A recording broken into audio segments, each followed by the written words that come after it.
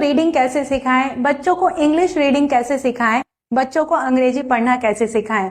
ये parents and teachers का बहुत बड़ा सवाल होता है और अगर आप भी इस सवाल से परेशान हैं तो ये वीडियो कंप्लीटली जरूर देखिएगा। फोनिक्स सिखाने के बाद भी बच्चों को रीडिंग में प्रॉब्लम आती है। उसका रीजन ये है कि फोनिक्स तो आपने सिखा दिया लेकिन रीडिंग की प्रॉपर प्रैक्टिस नहीं करवाई। एक बार आपने फोनिक्स सिखा दिया, बच्चे ने कॉन्सेप्ट सीख लिया, बट उसको अप्लाई कैसे करना है वो चीजें बच्चों को समझ में नहीं आती है या फिर टीचर्स एंड पेरेंट्स को समझ में नहीं आती है।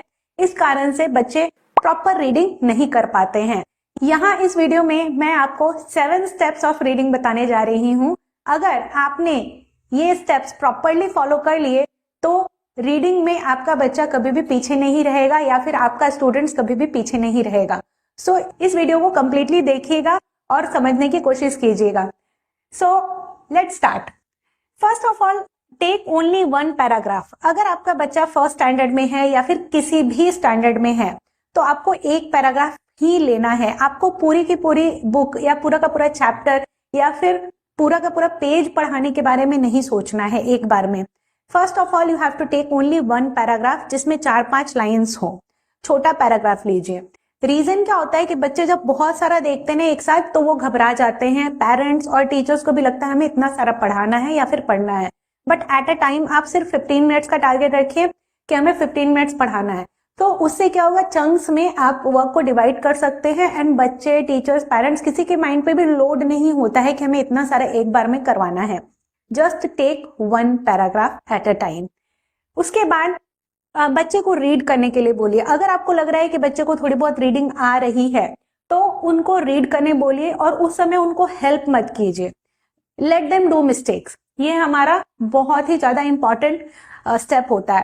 मैं कई बार देखती हूँ कि जब पेरेंट्स बच्चे को लेकर आते हैं मेरे सामने, उस समय बच्चे रीडिंग कर रहे होते हैं और बच्चे एक बार बुक में देखते हैं, एक बार पेरेंट्स को देखते हैं, एक बार बुक में देखते हैं, एक बार पेरेंट्स को देखते हैं। वो ऐसा देखते हैं कि कहीं हमसे मिस्टेक तो नहीं हो रही है, क्योंकि जैसे ही बच्चे ने मिस्टेक की इमीडिएटली पेरेंट्स उनको टोकते नहीं, नहीं यहाँ नहीं, ये नहीं, ये करना है।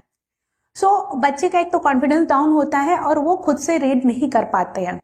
तो लेट देम रीड, आराम से रीड करने दीजिए, उसको मिस्टेक्स भी करने दीजिए। अब आपको क्या है कि पता चला कि बच्चे ने मिस्टेक्स की। फॉर एग्जाम्पल एक पैराग्राफ में 10 to 15 वर्ड्स हैं या फिर ज्यादा वर्ड्स है, 30 वर्ड्स हैं। बच्चे ने 10 वर्ड्स में मिस्टेक की या 15 वर्ड्स में मिस्टेक की या 20 वर्ड्स में भी मिस्टेक की, तो आपको पता चलेगा कि उसको कितना रीड करना आ रहा है।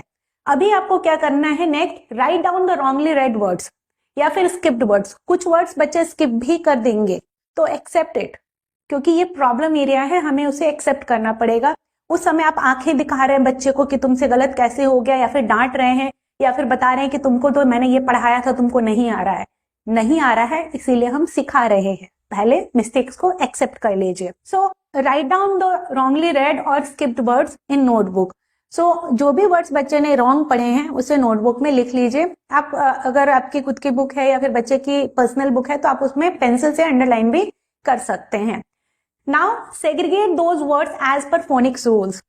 इसके लिए आपको फोनिक्स के सारे रूल्स भी आने जरूरी होते हैं। As a teacher and as a parent मैं मानती हूँ कि आपको फोनिक्स के सारे रूल्स आ रहे हैं। अगर आपको फोनिक्स के सारे रूल नहीं आते हैं तो फिर बच्चे को नॉर्मली आप डांटोगे, आप बोलोगे कि तुमने यहाँ मिस्टेक की, ये नहीं आ रहा है, चलो रटो, ठीक है। तो इसको अवॉइड करने के लिए अगर आपको फोनिक्स के रूल्स नहीं आते हैं तो प्रॉपरली सारी चीजें सीखिए। इसको किस तरह से प्रॉपरली सीखना है ये मैंने अपने कोर्सेज में डिटेल में बताया हुआ है और बहुत अच्छी तरह से सारे के सारे rules, each and every rules मैंने अपने कोर्सेज में बताए हैं। आपको डिस्क्रिप्शन में या फिर कमेंट में आपको डिटेल्स मिल जाएगी या फिर यहाँ कहीं कार्ड लगा हुआ होगा, you will get the details of my all courses. और उसके साथ ही अगर आप चाहे तो हमारा फ्री वेबिनार भी अटेंड कर सकते हैं जहाँ आपको और डिटेल में ये सारी चीजें बताई जाएगी। और अगर आपको नहीं पता चल रहा है तो आप चैट में या फिर कमेंट में भी पूछ सकते हैं। सो अब हमें सारे के सारे words as per phonics rule segregate कर लेने हैं और फिर उसके अकॉर्डिंग हमें उनकी प्रैक्टिस करवानी है और एक एक करके हमें सारे कॉन्सेप्ट्स क्लियर करने हैं और फिर से सेम पैराग्राफ आपको बच्चे को रीड करवाना है। ये प्रोसेस कंटिन्यूअस चलता रहेगा। अब आप बोलेंगे कि एक ही पैराग्राफ का तो प्रॉब्लम सॉल्व हुआ, लेकिन ऐसा नहीं होता है। सेम वर्ड्स रिपीट होते हैं, सेम टाइप के वर्ड्स रिपीट होते हैं, सेम साउंड्स के वर्ड्स रिपीट होते हैं, तो थोड़े समय में बच्चों के मोस्टली सारे के सारे वर्ड्स कवर हो जाते हैं, सारे के सारे रूल्स कवर हो जाते हैं। अब आप पूछेंगे कि इसमें कितना टाइम लगेगा, तो इसमें 2 to 3 मंथ्स आपको अप्रॉक्स लग सकते हैं अगर आप कंटिन्यूस प्रैक्टिस करवाते हैं तो। और उस समय मैं आपको यही बोलूंगी कि एग्जाम का सिलेबस साइड कर दीजिए एंड फोकस ऑन दिस।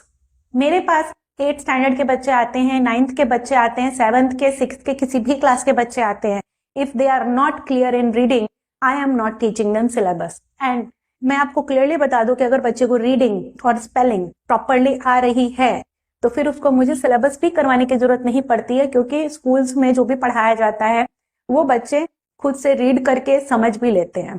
तो इवन कि 7, 8, 9 में भी ये प्रॉब्लम आ रही है तो स्कूल का सिलेबस साइड कीजिए, एग्जाम का सिलेबस साइड कीजिए।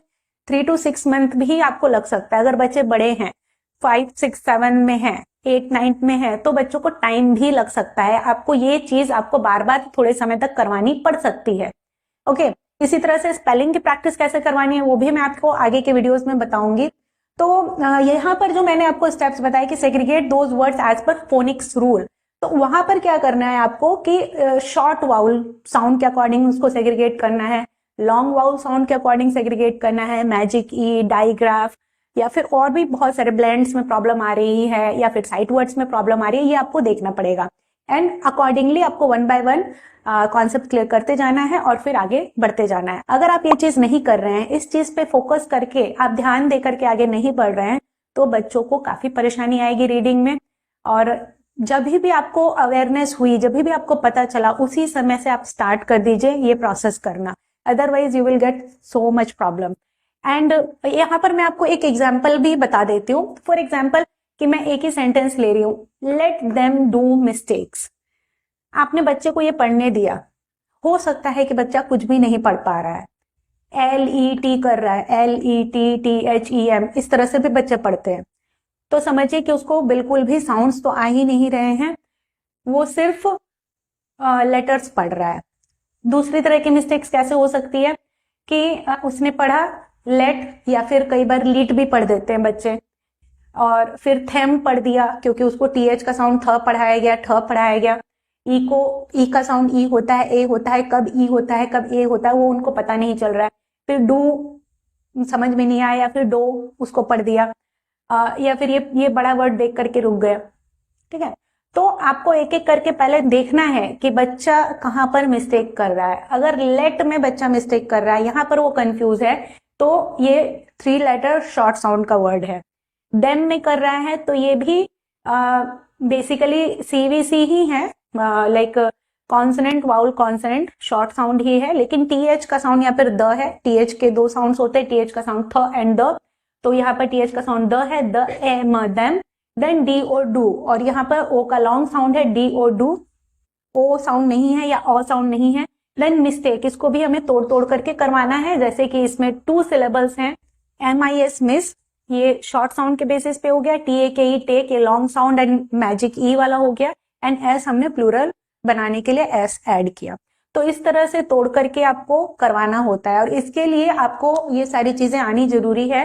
और आई विल टेल कि प्रॉपरली इसको सीखिए। बच्चों को डांटना, ब्लेम करना इट्स नॉट गुड। और जब आप ये सारी चीजें उनको सिखा देंगे ना, तो बच्चे बहुत अच्छी तरह से स्टडी करते हैं। और ये मैंने हजारों बच्चों के साथ देखा है, इवन के बड़े लोग जिनको ये सब चीजें नहीं आती थी, उनमें कॉन्फिडेंस बिल्ड होते हुए भी मैंने देखा है, और उनके बच्चे, उनके स्टूडेंट्स को स्टडी में इंटरेस्ट आ रहा है, ये भी मैंने देखा है।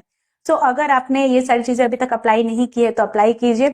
मेरा कोर्स ज्वाइन नहीं किया है तो आप मेरा कोर्स भी ज्वाइन कर सकते हैं। एंड अगर आपने मेरे चैनल को अभी तक सब्सक्राइब नहीं किया है तो सब्सक्राइब कीजिए, अपने फ्रेंड्स एंड फैमिली के साथ ये वीडियो शेयर कीजिए, ताकि उनको भी ये सारी चीजें पता चले और वो भी सही तरीके से बच्चों को पढ़ा सकें। और अगर आप इसे फेसबुक पे देख रहे हैं तो मेरे पेज को फॉलो कीजिए, इस वीडियो को लाइक कीजिए, शेयर कीजिए। इंस्टाग्राम पे देख रहे हैं तो भी आप मेरे पेज को फॉलो कीजिए। And now we will meet in another video. Bye bye.